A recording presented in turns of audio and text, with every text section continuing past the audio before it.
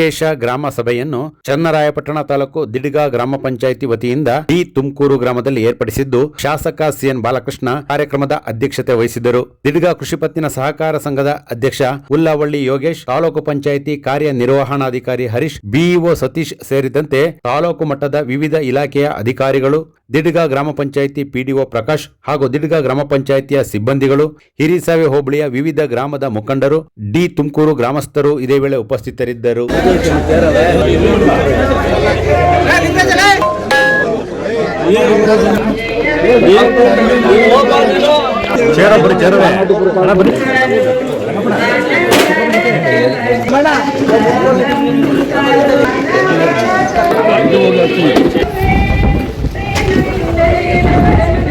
ಒಂದು ಶುಭ ದಿವಸ.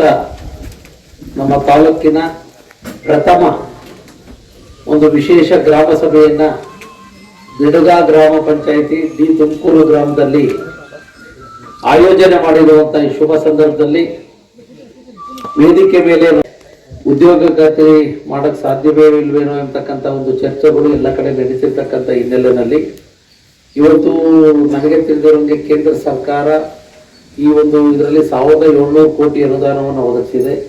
ರಾಜ್ಯ ಸರ್ಕಾರ 1200 ಕೋಟಿ, ಒಟ್ಟು 2900 ಕೋಟಿ ಅನುದಾನವನ್ನ ಈ ಒಂದು ಗ್ರಾಮೀಣ ಪ್ರದೇಶದ ಒಂದು ಅಭಿವೃದ್ಧಿ ಕಾಮಗಾರಿಗಳಿಗೆ, ಅದ್ರ ಜೊತೆಯಲ್ಲಿ ನಮ್ಮ ರೈತರು ಅವರ ಜಮೀನುಗಳಲ್ಲಿ ಒಂದು ಕೆಲಸ ಕಾರ್ಯಗಳನ್ನ ಅಭಿವೃದ್ಧಿಗಳನ್ನು ಮಾಡ್ಕೊಳ್ತಕ್ಕಂಥಕ್ಕೆ ನೀಡಿರ್ತಕ್ಕಂಥ ಹಿನ್ನೆಲೆಯಲ್ಲಿ ಇವತ್ತು ಒಂದು ಕುಟುಂಬಕ್ಕೆ 125 ದಿನಗಳ ಕೂಲಿ ಖಾತ್ರಿಯನ್ನ ನೀಡಿದೆ. ಅದರ ಒಂದು ದಿವಸಕ್ಕೆ ಒಬ್ಬರಿಗೆ 382 ರೂಪಾಯಿ ಕೂಲಿ, ಇವತ್ತು ಹೆಣ್ಣು ಗಂಡಿಗೆ ಸರಿಸಮಾನವಾದಂಥ ಒಂದು ವೇಜಸ್ ಅನ್ನು ಕೂಡ ನೀಡ್ತಕ್ಕಂಥದ್ದಕ್ಕೆ ಆದ್ಯತೆಯನ್ನು ನೀಡಿದೆ. ಏಕೆಂದರೆ ನಾನು ಬಹುಮುಖ್ಯವಾಗಿ ಒಂದು ಸಭೆಗೆ ಮೊದಲೇ ಪ್ರಾರಂಭ ಮಾಡಿ ಇವತ್ತು ಶುಭ ದಿವಸ ಇವತ್ತು ಚಾಲನೆಯನ್ನು ನೀಡಿದ್ದೇವೆ. ಇವತ್ತು ನಾನು ನಮ್ಮ ರೈತರಿಗೆ ಗ್ರಾಮೀಣ ಪ್ರದೇಶದಲ್ಲಿ ವೈಯಕ್ತಿಕ ಕಾಮಗಾರಿಗಳು, ಈಗ ಲೆವೆಲ್ಲಿಂಗು ಬಂಡಿಂಗ್ಸ್ಗೆ ಅವಕಾಶ ಇಲ್ಲ, ತೆಂಗಿನ ಗಿಡ ನೆಟ್ಕೊಳ್ತಕ್ಕಂಥದಕ್ಕೆ ಅವಕಾಶ ಇದೆ. ಅದನ್ನ ನೇರವಾಗಿ ನೀವು ಇಲಾಖೆಗೆ ಇವತ್ತು ಪಂಚಾಯತಿಗೆ ನೀವು ಅರ್ಜಿಗಳನ್ನ ಆಯಾ ಗ್ರಾಮ ಪಂಚಾಯತ್ ತಾಲೂಕಿಗೆ, ಕೇವಲ ದಿಡ್ಗೂರು ಪಂಚಾಯತ್ ನಮ್ಮ ದಿಡ್ಗ ಪಂಚಾಯತಿ ಮಾತ್ರ ಅಲ್ಲ, ಈ ತಾಲೂಕಿನ 41 ಪಂಚಾಯತಿಗಳಿಗೂ ಕೂಡ ಈ ಮೂಲಕ ನಾನು ತಿಳಿಸ್ತಕ್ಕಂಥದ್ದು.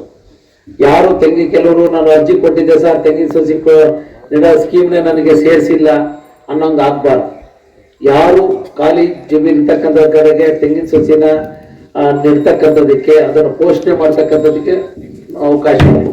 ಯಾಕಂದ್ರೆ ನಾವು ಹೆಚ್ಚು ತೆಂಗು ಬೆಳೀತಕ್ಕಂಥ ಪ್ರದೇಶ, ಇದು ಹೆಚ್ಚು ಉಪಯೋಗಿಸ್ಕೊಳ್ತಕ್ಕಂಥದಕ್ಕೆ ಅವಕಾಶ ಇದೆ. ಅದರಿಂದ ನೀವು ಲಿಸ್ಟ್ ಅನ್ನ ಪಂಚಾಯತಿಗೆ ನೀಡಿ ಅದರ ಸೌಲಭ್ಯಗಳನ್ನ ಪಡ್ಕೊಳ್ತಕ್ಕಂಥದಕ್ಕೆ ಅವಕಾಶಗಳನ್ನ ಮಾಡ್ಕೊಳ್ಳಿ ಅಂತ ಕೂಡ ಹೇಳಿ, ಇವತ್ತು ಜಾನುವಾರು ಕೊಟ್ಟಿಗೆ ಇವತ್ತು ಯಾವಾಗಲೂ ಕೂಡ ದನಿನ ಕೊಟ್ಟಿಗೆ ಆಗಿಲ್ಲ ಅಂತಕ್ಕಂಥ ಭಾವನೆಗಳೇನಿದ್ದಾವೆ, ನೈಜವಾಗಿ ಯಾರು ಮಾಡ್ಕೊತೀರೋ ಆ ಲಿಸ್ಟ್ಗಳನ್ನು ಕೂಡ ನೀವು ಇದರಲ್ಲಿ ಸೇರಿಸ್ಕೊಳ್ತಕ್ಕಂಥದಕ್ಕೆ ಪ್ರಕಾಶು ಇವತ್ತು ದಿಡ್ಗ ಇರ್ಬೋದು, ನಮ್ಮ ಹಿರಿಸೇವೆಯವರು ಬಂದಿದ್ದಾರೆ, ಬೆಳಗೆಲ್ಲಿ ಬಂದಿದ್ದಾರೆ, ಕಂಬ್ಳಿ ಪಿಡಿಒಗಳು ಬಂದಿದ್ದಾರೆ, ಈ ಪಂಚಾಯತಿಯ 4-5 ಪಿಡಿಒಗಳು ಬಂದಿದ್ದಾರೆ.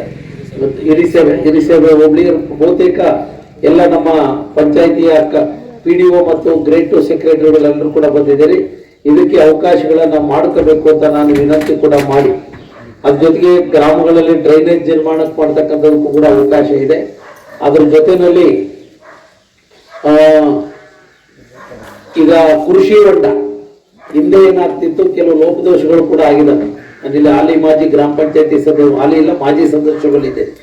ಶವಗಳು ಬಿಟ್ರೆ ಎಲ್ಲ ಕಡೆ ಮಾಜಿ ಸದಸ್ಯರುಗಳು ಇರೋದು.